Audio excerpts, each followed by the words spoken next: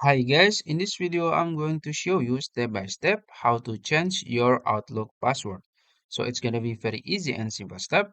First, you can log into your Outlook account. I'm using website version here.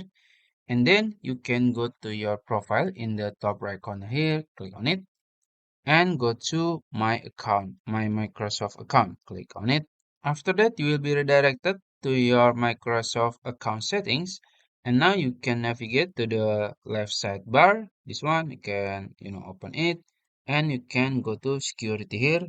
And in the security, as you can see, you will find change password option here and you will also see the last update or the last change.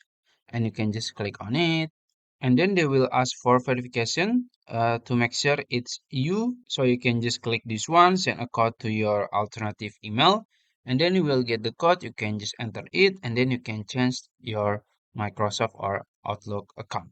So I think that's it. If you found this video helpful, please like this video and subscribe to my channel. Thank you.